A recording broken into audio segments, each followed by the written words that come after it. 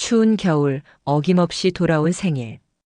윤금자 74세는 낡은 장롱에서 작은 초 하나를 꺼내 들었다. 그녀의 손은 세월에 굳어 휘었고 피부는 종이장처럼 얇아져 있었다. 하지만 촛불을 붙이는 손끝엔 분명한 의지가 담겨 있었다. 테이블 위에 놓인 조그마한 케이크. 그 위에 흔들리는 초 하나. 그리고 초 옆엔 액자 속 웃고 있는 5살 꼬마의 사진. 그 아이의 이름은 이소윤. 금자의 단 하나뿐인 손녀. 그리고 20년 전 세상에서 사라진 아이였다. 그날도 겨울이었다. 갑작스레 몰아친 태풍과 눈보라, 그리고 밤늦은 귀가길. 아들과 며느리는 귀가하던 중 차량 전복 사고로 그 자리에서 숨졌고 함께 있던 5살 손녀 소윤이만 행방불명됐다. 내가 내 손으로 아이를 지켜주지 못했어. 그녀는 수없이 스스로를 탓했다. 경찰, 자원봉사자, 방송, 실종 전단지까지 할 수 있는 모든 걸 다 해봤다. 그러나 아이의 흔적은 어디에도 없었다. 사고 지점 인근에서 발견된 작은 운동화 한 짝이 전부였다. 그 이후로 윤금자는 매년 소윤이의 생일에 케이크를 놓고 기도했다. 사람만 있어다오. 어디에 있든 누구와 있든. 제발 다시 한 번만 얼굴 볼 수 있게 해줘. 20년. 희망과 절망 사이를 오가며 버텨낸 시간. 사람들은 포기하라고 했다. 잊고 살아야지. 죽었겠지 뭐. 하지만 금자는 하루도 손녀를 잊은 적이 없었다. 그녀는 단언했다. 소윤이는 살아있다. 반드시. 그리고 그 예감은 잊고 지내던 어느 날 기적처럼 다시 시작되었다. 그날은 유난히 바람이 매서운 12월의 아침이었다. 윤금자 부부는 매년 하던 연탄 나눔 봉사를 위해 뒷골목을 돌고 있었다. 사람들은 칭찬했지만 금자는 오히려 이렇게라도 의미 있는 일을 하지 않으면 무너질 것 같았다. 여기 연탄 더 필요한 집 있어요. 익숙하지 않은 여자 목소리가 들렸다. 금자는 본능적으로 고개를 돌렸다. 허름한 골목 한쪽 한 젊은 여성이 양손에 연탄을 들고 얼굴에 시커먼 재를 묻힌 채 뛰어다니고 있었다. 작은 체구, 또랑또랑한 눈매, 땀에 젖은 머리칼. 요즘 보기 드문 성실한 젊은이였다. 금자는 이상하게도 그 아이에게서 눈을 뗄 수 없었다. 아가씨 여기 커피 한 잔 마시고 해요. 그녀는 자연스레 다가가 종이컵을 내밀었다. 그 순간이었다. 그 여성이 장갑을 벗자 금자는 그대로 얼어붙고 말았다. 손등에 찍힌 3개의 점. 작게 삼각형 모양으로 나 있는 점 3개. 소윤이? 20년 전 실종 전날 밤. 욕조에서 목욕을 시키던 중. 금자는 손녀 손등에 찍힌 점을 보며 농담 삼아 말했다. 이건 무슨 삼각형이냐 외계인 마크냐? 아이도 깔깔 웃었다. 그 점은 너무도 선명하고 너무도 특별했다. 그걸 지금 이 순간 다시 보고 있었다. 아가씨 이름이 뭐라고 했지? 금자의 목소리는 떨리고 있었다. 여성은 당황한 듯 대답했다. 저요? 저는 이한나예요. 이름은 달랐다. 하지만 손등의 점은 그리고 금자의 가슴 깊은 곳에서 이 아이야라는 목소리가 강하게 울리고 있었다. 그녀는 남편을 불렀고 함께 그 아이를 조용히 바라봤다. 당신도 봤지 저 점. 남편도 숨을 삼킨 채 고개를 끄덕였다. 20년 전 잃어버린 손녀. 지금 이 아이가 맞다면 기적은 이미 시작된 것이다. 그날 이후 윤금자 74세는 밤잠을 설쳤다. 낯선 이름 이한나, 하지만 손등의 삼각형점, 그리고 눈웃음 질 때의 입꼬리. 도저히 머릿속에서 지워지지 않았다. 할망구가 또 헛것 봤다 하고들 하겠지. 그녀는 혼잣말을 중얼거리면서도 속으로는 확신하고 있었다. 맞다. 그 아이다. 내 소윤이다. 다음 날 아침 금자는 이른 시각부터 복지센터 앞으로 향했다. 연탄 봉사 명단을 담당하던 팀장이 있는 곳. 전날 그 아이의 이름을 적어뒀을 거라는 직감이었다. 어제 연탄 봉사 온 자원봉사자 명단 좀 볼 수 있을까요? 찾아야 할 아이가 있어서요. 담당자가 의아한 듯 물었다. 가족분이세요? 예, 딱히는 아니고요. 근데 꼭 좀 찾아야 하는 아인데. 명단에서 금자는 곧 이한나 22세 보육원 출신 현재 무직이라는 이름을 발견했다. 보육원. 이름도 생일도 부모도 모른 채 자란 아이라는 설명. 손등의 점, 부모 없이 자란 고아, 그리고 나이까지 정확히 일치한다. 그녀는 서둘러 보육원 주소를 적고 길을 나섰다. 심장이 요동쳤다. 두 손은 주머니 안에서 땀으로 젖었다. 보육원 앞. 금자는 조심스럽게 담장 너머를 살폈다. 아이들 목소리 사이로 이한나가 빨래를 걷고 있었다. 어제보다 훨씬 단정한 옷차림, 하지만 그 미소는 여전히 낯설지 않았다. 그녀는 멀리서 한나를 지켜보다가 마침내 결심하고 다가섰다. 저기 어제 그 연탄 봉사 때 봤던 할머니인데요. 혹시 잠깐 얘기 좀 할 수 있을까요? 한나는 의아한 듯 고개를 끄덕였다. 작은 테이블에 마주 앉은 두 사람. 금자는 조심스럽게 꺼냈다. 혹시 손등에 점 태어난 때부터 있었어요? 한나는 쑥스러운 듯 손등을 들어보였다. 예, 여기요? 어릴 때 보육원 선생님이 특이하다고 하셨어요. 전 부모님도 어디서 태어났는지도 모르거든요. 그 순간 금자의 숨이 멎었다.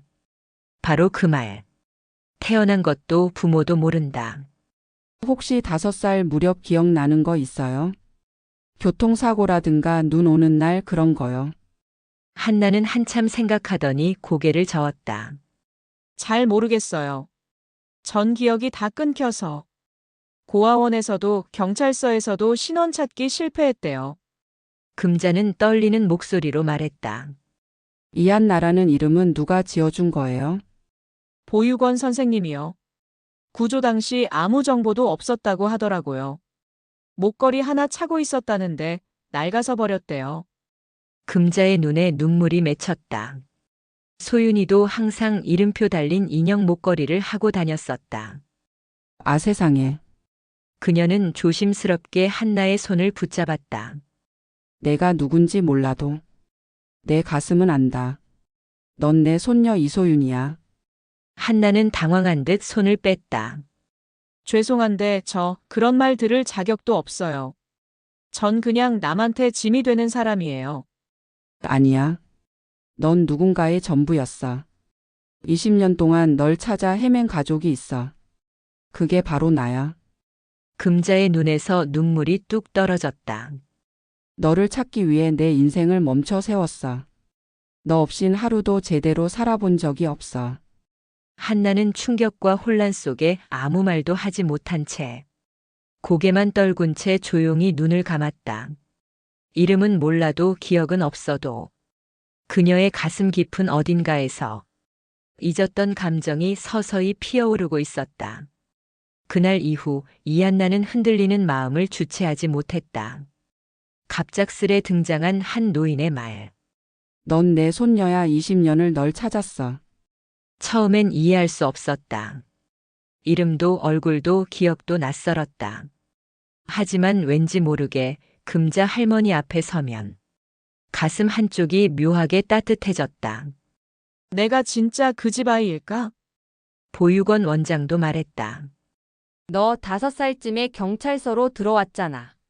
눈 오는 날 큰 사고 현장 근처에서 구조됐다고 들었어. 목에 걸려있던 이름표도 다 젖어 글씨가 안 보였고. 어렴풋한 기억이 하나 떠올랐다. 새하얀 눈밭, 멀리서 들리던 사이렌 소리, 그리고 누군가의 따뜻한 손. 괜찮아, 울지 마. 금방 괜찮아질 거야. 그 손의 감촉은 너무 생생한데 그 얼굴은 여전히 흐릿했다. 얼굴 없는 따뜻함. 그게 한나의 유년기의 전부였다. 며칠 후 윤금자는 정식으로 유전자 검사를 요청했다. 한나는 망설이다가 결국 동의했다. 어차피 나라는 사람이 누군지 나도 알고 싶었거든요. 결과가 나올 때까지의 일주일은 길고 무거웠다. 윤금자는 매일같이 따뜻한 도시락을 싸서 한나에게 전해줬다. 그 손엔 주름이 가득했지만 정성만큼은 세상 누구보다 곱고 단단했다. 요즘엔 이런 밥 처음 먹어봐요. 한나가 밥을 먹으며 조용히 말했다. 어릴 땐 늘 급식이었어요. 누군가가 나 하나만 위해 만든 밥. 이런 건 낯설어요. 금자는 그녀의 손을 조용히 잡았다. 넌 내게 처음이자 마지막인 아이야. 너 하나만 보고 지금까지 살아왔단다. 그리고 검사 결과 통보일. 보육원 사무실에 나란히 앉은 두 사람. 직원은 조심스럽게 서류를 꺼냈다. 유전자 일치율 99.98%. 이한나 씨는 윤금자 씨의 친손녀가 맞습니다. 한나의 손이 덜덜 떨리기 시작했다. 무슨 말을 해야 할지 몰라 멍하니 창밖을 바라봤다. 금자는 입술을 꼭 깨물고 조용히 그녀를 끌어안았다. 소윤아. 우리 소윤이 맞구나. 한나는 그 품에서 아무 말 없이 울기 시작했다. 태어나서 처음 느껴보는 따뜻한 품.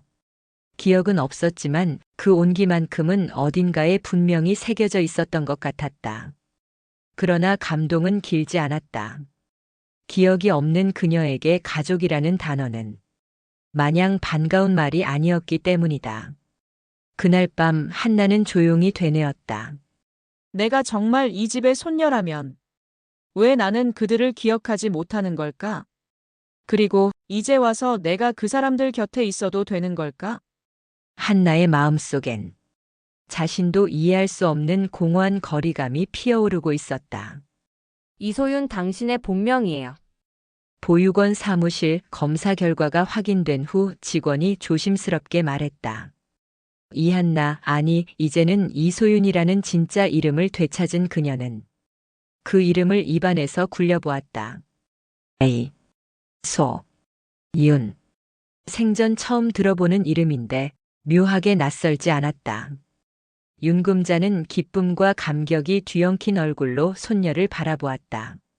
소윤아, 내가 살아만 있어도 좋다 생각했는데.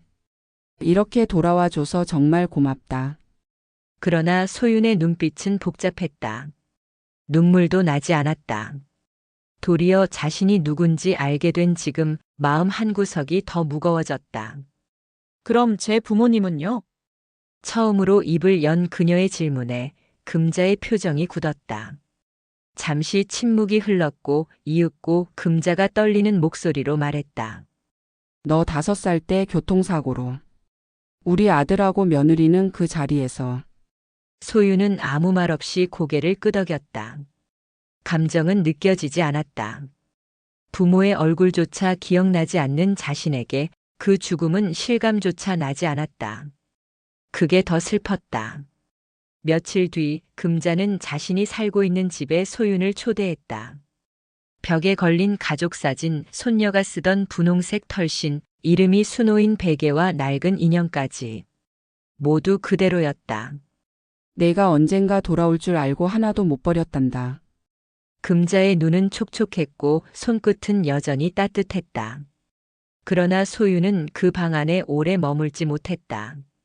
모든 것이 그녀를 환영하고 있었지만 그녀 자신만이 그곳에 속하지 못한 기분이었다.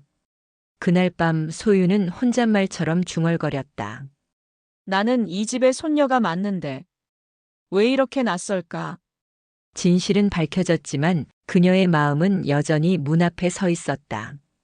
며칠째 이소유는 윤금자와 조금씩 연락을 주고받고 있었다. 문자 한 줄, 따뜻한 죽 한 그릇, 그리고 괜찮니? 라는 짧은 안부. 그 작은 연결이 그녀의 마음 어딘가를 조금씩 녹이고 있었다. 정 붙일 시간이 필요하겠지. 금자는 조급해하지 않았다. 기다리는 것엔 이미 익숙했고 무엇보다 손녀가 눈앞에 살아있다는 사실만으로도 충분했다.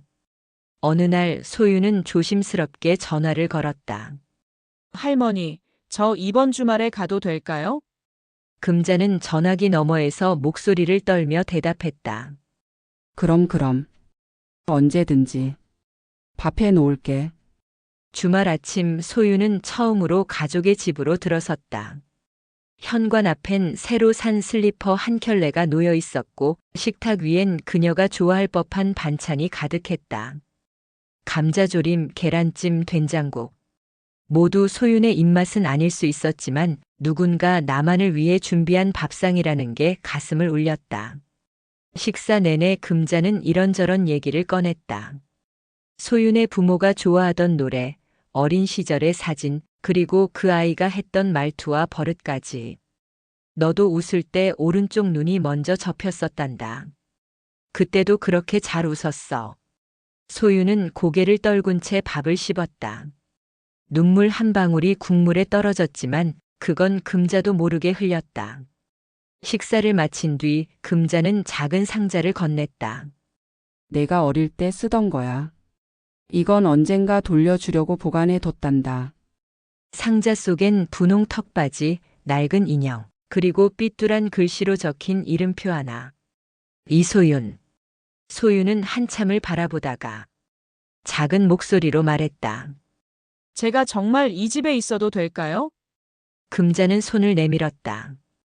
여긴 내가 돌아올 곳이란다. 잃어버린 게 아니라 이제야 다시 만난 거야. 그 말에 소윤은 고개를 끄덕였다. 처음으로 나도 누군가의 가족이구나 하는 감정이 가슴에 들어왔다. 그날 밤 돌아가는 길. 소윤은 휴대폰 메모장에 이렇게 적었다. 가족은 기억이 아니라 함께 다시 만들어가는 거구나. 나는 이제 돌아가는 길을 안다. 봄바람이 부드럽게 불던 어느 날 아침, 이소윤은 윤금자의 집 문 앞에 서 있었다. 손엔 작은 여행 가방 하나 그리고 고개를 든 미소. 할머니, 나왔어요. 이번엔 잠깐이 아니라 진짜로요. 금자는 눈앞에 선 손녀를 바라보다가 두 손으로 그녀를 꼭 안았다. 잘 왔다, 소윤아. 이젠 정말 우리 집이구나. 그날부터 두 사람의 일상이 시작됐다. 아침이면 함께 반찬을 나르고 낮이면 동네 아이들과 인사를 나누며 산책을 했다. 밤이면 거실에 나란히 앉아 옛 사진을 펼치고 오늘 있었던 소소한 일들을 이야기했다. 처음엔 어색했던 그 시간들이 조금씩 익숙해지고 이소윤의 얼굴에도 자주 웃음이 피어나기 시작했다. 어느 날 소윤은 금자의 앞치마를 들고 말했다. 이거요, 냄새가 나요. 된장국, 섬유 유연제, 그리고 할머니 냄새. 금자는 웃으며 말했다. 그게 바로 가족의 냄새란다. 소윤은 조용히 속삭였다. 기억은 없지만 이렇게 함께 하니까 예전 기억이 꼭 필요한 건 아닌 것 같아요. 그녀는 과거를 되찾진 못했지만 현재를 만들 수 있다는 걸 배워가고 있었다. 그리고 그 현재 안에서 잃었던 사랑이 다시 살아나고 있었다. 동네 마트 앞. 소윤이 장바구니를 끌고 걷고 있을 때 한 아주머니가 물었다. 그 집 손녀라며. 세상에 살아 돌아온 게 기적이지 뭐야. 소윤은 미소를 지으며 대답했다. 네, 맞아요. 전 돌아왔어요. 그녀는 더 이상 누군가의 손녀일지도 모르는 사람이 아니었다. 이제는 분명하게 누군가의 가족이었다. 어느 저녁 소윤이 작은 목소리로 말했다. 할머니, 내 이름 다시 처음부터 배워가는 기분이에요. 소윤이라는 이름 참 예쁘네요. 금자는 조용히 미소 지었다. 그건 내가 예쁜 사람이니까 그런 거야. 그날 밤 소윤은 금자의 옆자리에서 잠이 들었다. 창밖에는 봄비가 조용히 내리고 있었다. 두 사람의 시간은 이제 다시 흘러가기 시작했다. 가족이란 함께 살아내는 시간의 이름이었다. 그들은 잃었던 시간을 모두 메우진 못했지만 앞으로의 날들을 함께 걸어가기로 했다. 그리고 그걸로 충분했다.